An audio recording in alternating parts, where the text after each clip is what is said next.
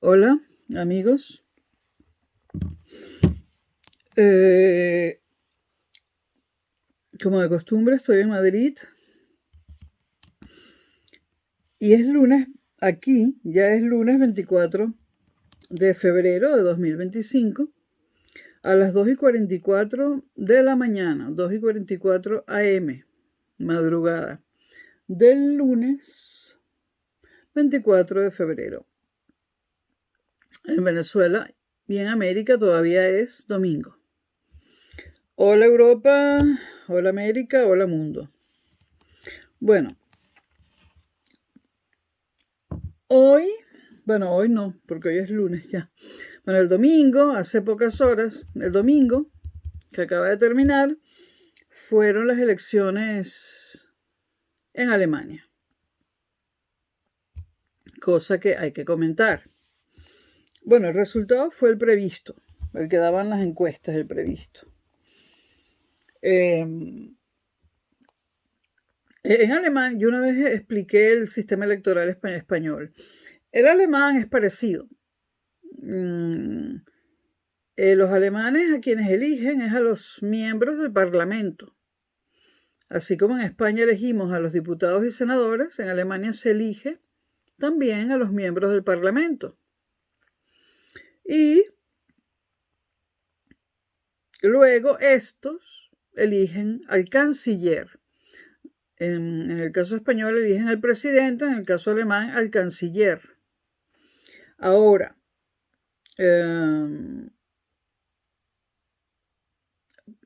prácticamente es lo mismo porque en Alemania el canciller tiene tantas funciones que es prácticamente el presidente, ¿no? Entonces, repito, vamos a capitular un momentito lo que les expliqué el otro día de las elecciones españolas. En España, en las llamadas elecciones generales, uno elige a los diputados y a los senadores. Luego, los diputados eligen al presidente de España. Pero la cosa es así. En España, por ejemplo, los partidos políticos tienen, como en todas partes, un secretario general. Entonces, uno elige a los diputados y senadores, ¿no? Pero ¿quién va a ser el presidente? Un secretario general de algún partido. No necesariamente del partido que haya tenido más votos. Entonces, los votos se miden por partido, ¿no? Pero no necesariamente el presidente de España es el del partido con más votos. Porque el presidente debe ser elegido, o sea, el presidente en España debe tener una mayoría de diputados, no importa si son de su partido o de otros partidos. Por ejemplo, en las últimas elecciones españolas, y es la primera vez que sucede eso en España, en las últimas elecciones españolas las ganó el Partido Popular, el PP, la derecha española. Por lo tanto, tenía más diputados que ningún otro partido. Pero para gobernar tienes que tener la mitad de los diputados más uno. Y a ese número no llegaban los diputados del PP. A pesar de que fue el partido más votado, no tenía, en España son 350 diputados, pues 175 más 1, 176. El PP no tenía 176 diputados, tenía menos. Entonces, se pusieron de acuerdo el PSOE y un montón de otros partidos y reunieron exactamente 176 por los pelos, ¿no? Y el presidente, y Pedro Sánchez, secretario general del PSOE, se convirtió en presidente sin haber ganado las elecciones del PSOE, porque logró tener 176 diputados a su favor, no todos del PSOE. Ahora, en España la cosa es así. Se hacen las elecciones, se cuenta el número de diputados y senadores. Los senadores están para otra función. Los que eligen al presidente son solamente los diputados. Entonces, hay que pasar por ciertas formalidades, sin embargo, ¿no? Ok, el PP no tuvo el número necesario de diputados, 176 como mínimo, pero hay que pasar por una formalidad, y es que el rey habla con todos los secretarios generales de todos los partidos y el rey propone un candidato. Y el rey generalmente propone al candidato del partido que tuvo más votos. Entonces el rey, en este caso Felipe VI, propuso al Parlamento al presidente, al secretario general del PP como presidente, a Feijóo. Entonces, propone a Feijóo, aunque sabe que no llega a los 176 votos, pero tampoco llega el PSOE solo. Entonces, ¿qué hace el Parlamento? Bueno, Feijóo habla a todo el mundo, discuten en el Congreso de los Diputados y luego se vota. Y Feijóo dice, yo prometo esto, esto y esto. Y bueno. Entonces, hay una votación que no es secreta. Se levanta la mano, o sea, no es secreta. Todo el mundo sabe por quién votó cada diputado. Y entonces, por Feijóo votaron, por supuesto, los diputados del PP, su partido, y los diputados de Vox, la ultraderecha. Pero eso no sumó 176. Por lo tanto, entonces le toca al rey volver a hablar con los líderes de los diferentes partidos políticos y proponer un segundo candidato. El segundo fue Pedro Sánchez del PSOE, que logró reunir de carambola los 176 diputados. Eso es en España. En Alemania, en las elecciones, que no se llaman generales, sino federales, porque es un país federal, que tiene Länder. Länder viene de Land, Land es tierra, Länder es el plural de tierra, tierras. Entonces, las tierras de esta región, las tierras de la otra, ¿no? Digamos que los Länder son lo equivalente a Estados Unidos a los estados, porque Estados Unidos también tiene un sistema político federal, ¿no? Solo que tiene estados. Pues Alemania tiene un sistema político federal, solo que tiene Länder en lugar de estados. Bueno, en Alemania entonces hay unas elecciones federales donde se elige un gobierno federal. Lo mismo, los alemanes votan por diputados y senadores para el Parlamento, el Bundestag. Y son nuevamente, igual que en España, los diputados los que eligen no al presidente esta vez, sino al canciller. Ahora, ahí no hay rey en Alemania. Entonces, el que propone los candidatos en Alemania no es el rey, porque no lo hay, sino el presidente.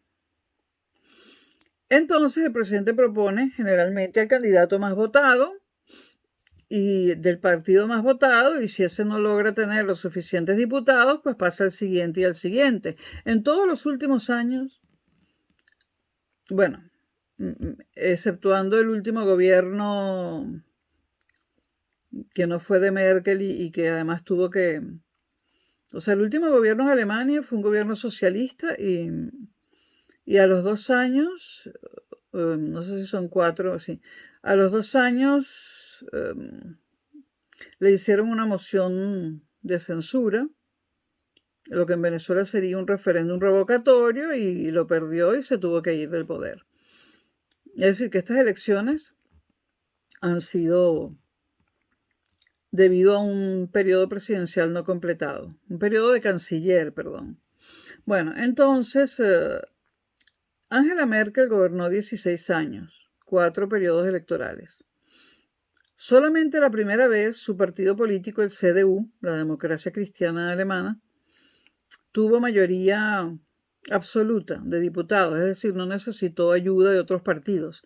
En las otras 3 veces necesitó ayuda de otros partidos y la llevaron al poder siempre en la CDU, su partido, la Democracia Cristiana, y el SPD, el Partido Socialista de Alemania. Ella siempre gobernó con los diputados de esos dos partidos, Democracia Cristiana y SPD, CDU y SPD. Lo equivalente en la Cuarta República Venezolana a COPEI y Acción Democrática. Tal cual. Ahora, ustedes me preguntarán, ¿y quién elige al presidente? Porque saben, aquí en España sabemos cómo se elige el rey, es hereditario, ¿no?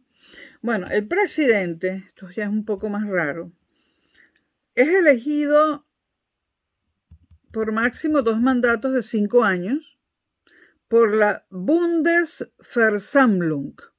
Bundesversammlung. Bundesversammlung. ¿Qué significa eso? Asamblea Federal. O sea, una cosa es el Parlamento, Bundestag, y otra cosa es la Asamblea Federal. Vamos a ver qué coño es la Asamblea Federal. Es un órgano mixto del Bundestag, o sea, es un órgano del Parlamento. La Asamblea Federal es un órgano del Parlamento. Mixto, un órgano mixto. ¿Qué tiene? Está integrado por diputados del Parlamento y por miembros enviados por cada uno de los parlamentos de los estados federados. Bueno, aquí en España, por cierto, todas las comunidades autónomas tienen un parlamento. O sea, por ejemplo, la comunidad autónoma de Madrid tiene el Parlamento de Madrid. La comunidad autónoma de Cataluña, bueno, la Generalitat de Cataluña tiene el Parlamento catalán. Todas las regiones tienen su parlamento, en Alemania también. Entonces, el Bundesversammlung, la Asamblea General, está formada por diputados del Parlamento Federal y por diputados de los parlamentos de los Länder. ¿Ok? Ahora, bueno,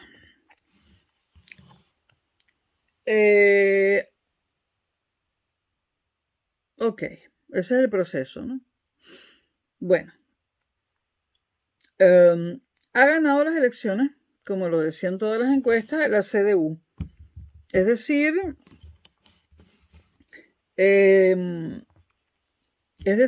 la democracia cristiana alemana, el partido, por cierto, de Angela Merkel.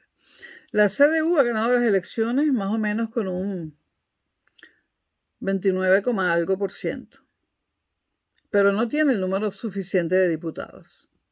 En segundo lugar, está la ultraderecha, Alternative für Deutschland, Alternativa para Alemania, que obtuvo el segundo lugar con un 25% de diputados.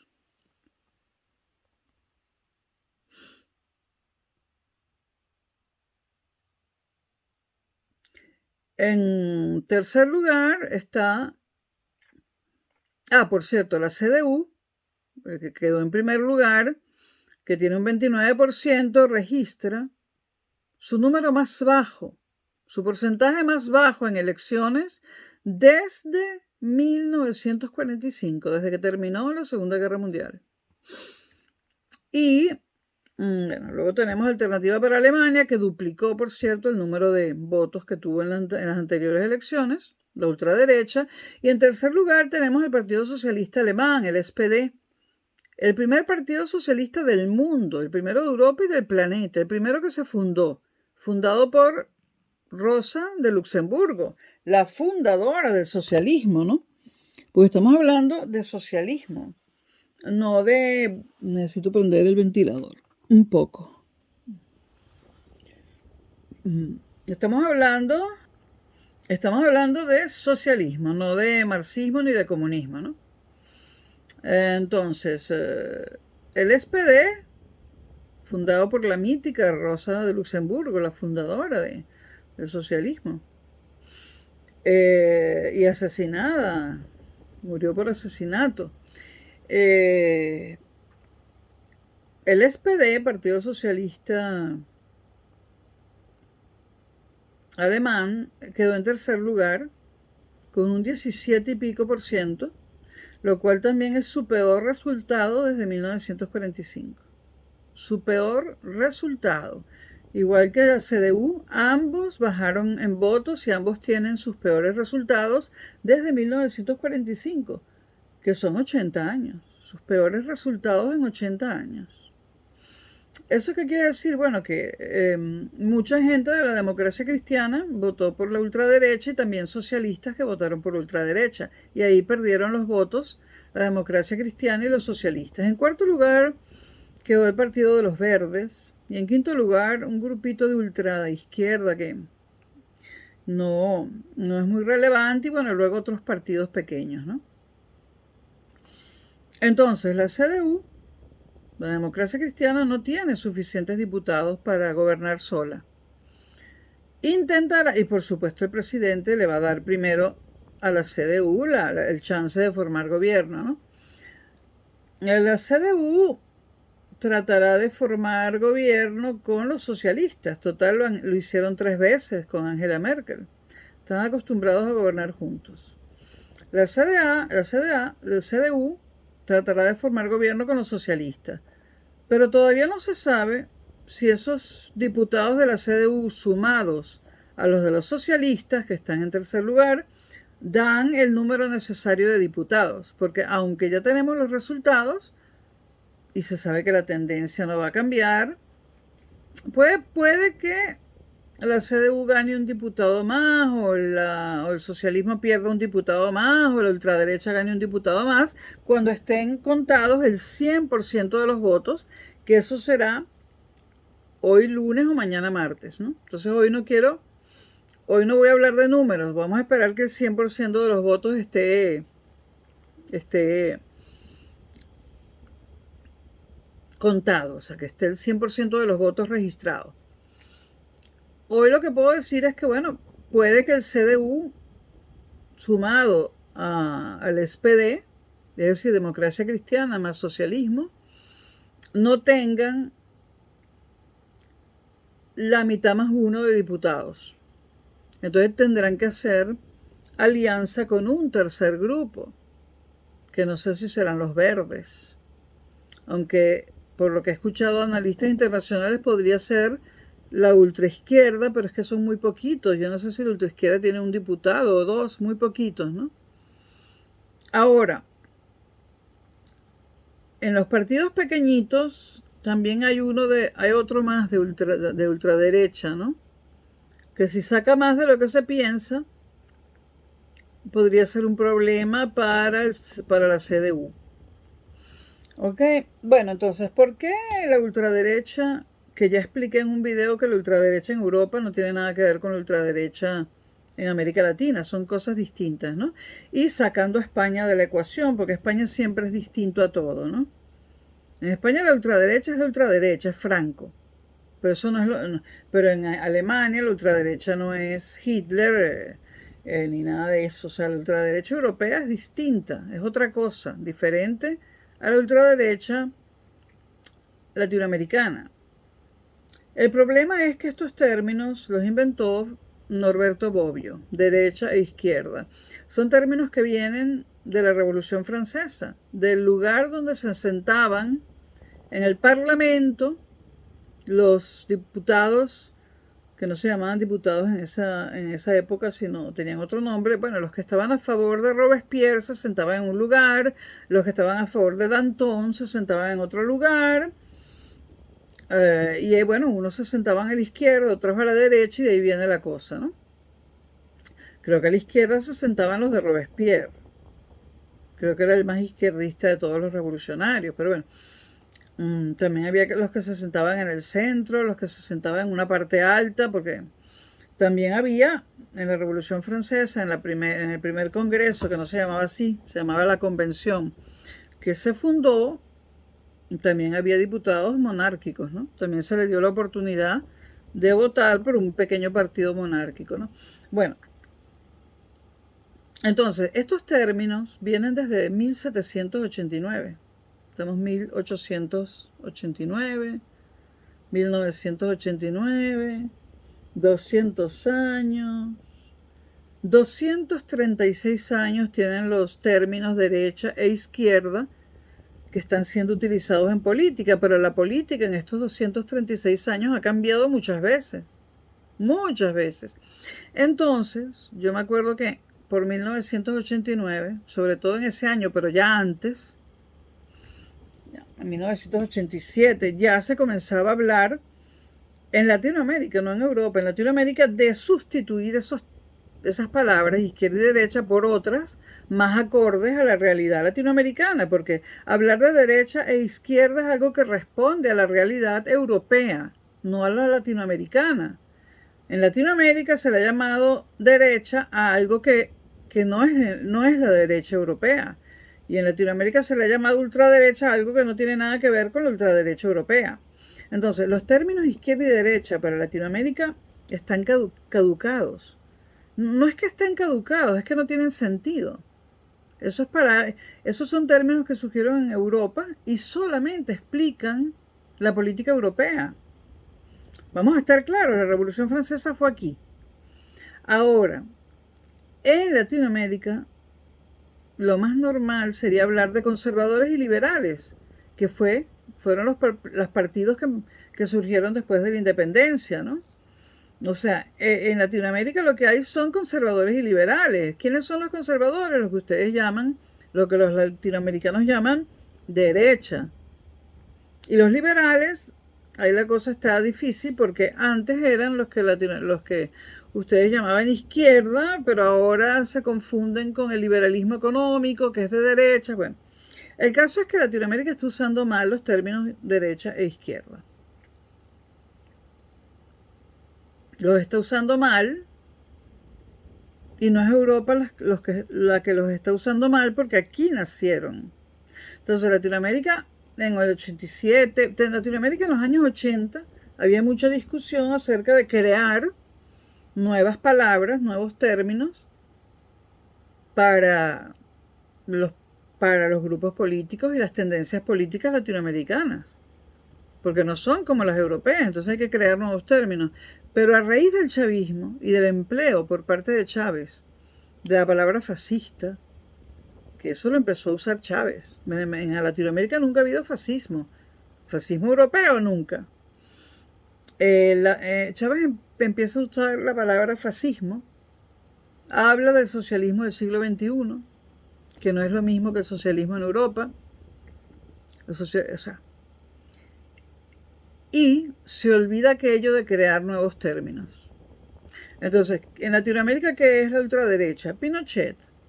¿Qué es la ultraderecha? Trujillo. ¿Qué es la ultraderecha? Videla. O sea, en Latinoamérica se le llama ultraderecha a aquellos que dan un golpe de Estado a favor de las élites económicas.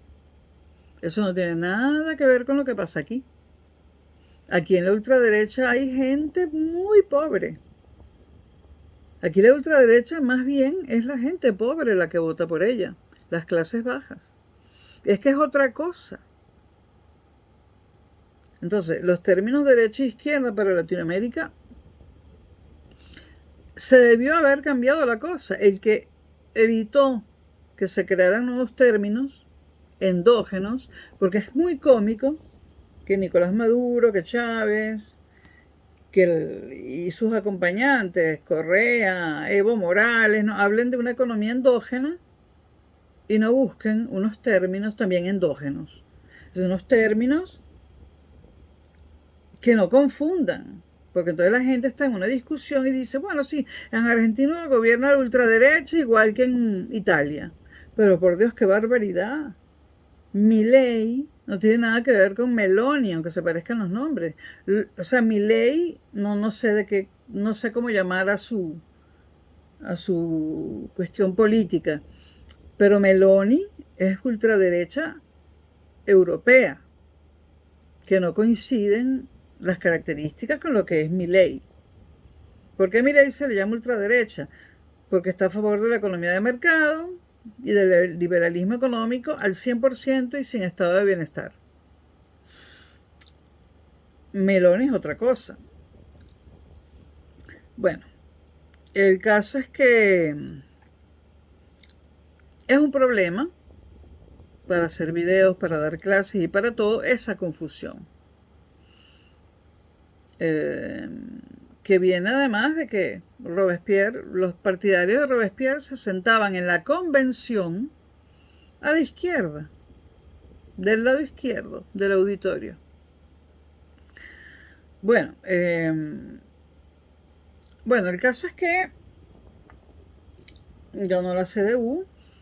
Todos los partidos políticos, exceptuando Alternativa para Alemania, habían dicho que harían cualquier coalición de partidos, menos aquellas que pudieran incluir a Alternativa para Alemania, a la Alternative für Deutschland, AfD.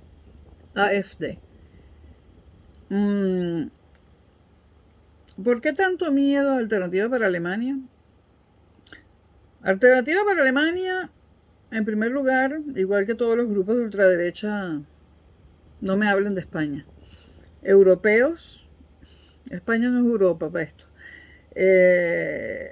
La ultraderecha alemana, Alternativa para Alemania, no quiere guerras que no tengan que ver nada con la Unión Europea. Y Ucrania no es parte de la Unión Europea. Es más, fue parte de la Federación Rusa.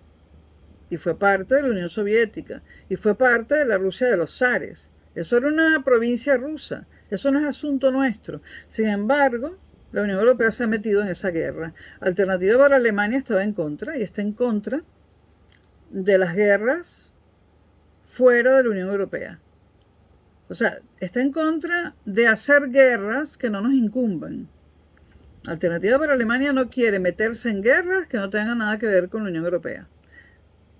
Y no solamente sería el caso de Ucrania, sino el de Irak, el de Libia, el de Siria. Lo que pasa es que Alternativa para Alemania tenía muy pocos votantes en aquellas épocas, pero también estaba en contra de todas esas guerras. Alternativa para Alemania no quiere meterse en los asuntos internos de otros países. Es más, ni siquiera en los asuntos internos del resto de Europa. Porque en segundo lugar, o sea, en primer lugar está que están en contra de la guerra de Ucrania. O sea, en contra de la guerra de Ucrania no. Ucrania y Rusia, si quieren matarse, que se maten. En contra de que la Unión Europea haya dado todo el dineral que ha dado y haya enviado todas las armas que envió a la Unión Europea, a Ucrania. No quiere inmiscuirse en guerras ajenas, en primer lugar.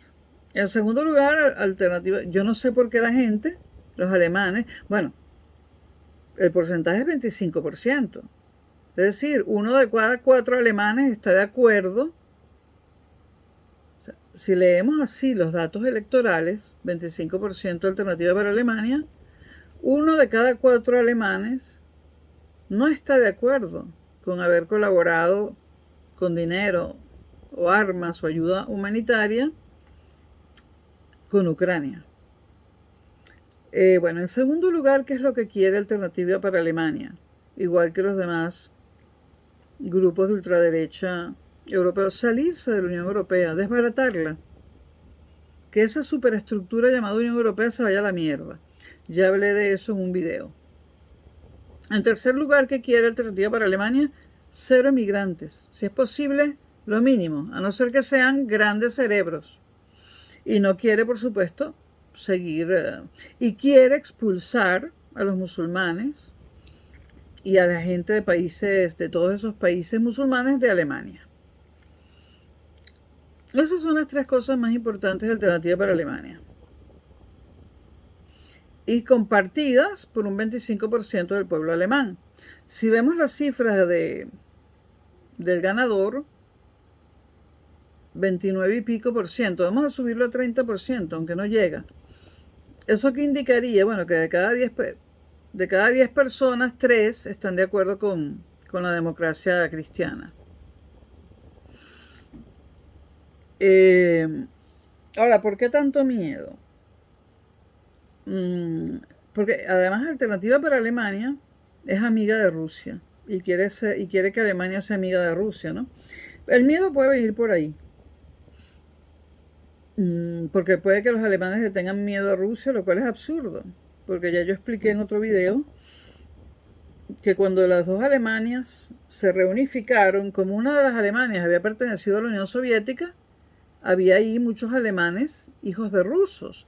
Entonces es una estupidez por parte de los que no votaron por la Alternativa para Alemania y de los que le temen.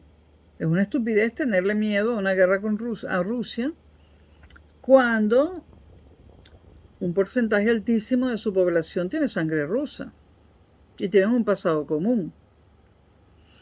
Un pasado común que va desde el año 45 hasta el 89. Prácticamente 45 años de pasado común con Rusia. En cuanto a los inmigrantes, que no me vengan a decir que están de acuerdo con todos los atentados terroristas que han hecho los islamistas. Porque lo que quiere, porque Alternativa para Alemania no quiere echar a los musulmanes por su religión.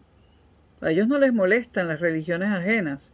Los quieren echar por la inmensa cantidad de atentados terroristas, todos dirigidos y protagonizados por musulmanes en Alemania, que es el país que más atentados terroristas ha tenido en Europa por parte de la yihad islámica.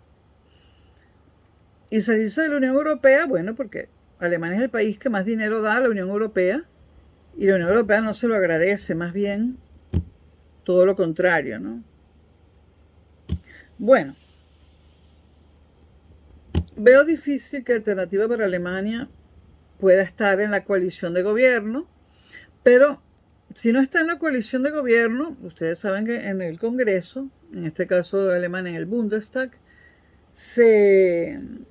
en todos los congresos del mundo, asambleas o como se llamen, parlamentos, se hacen grupos, ¿no?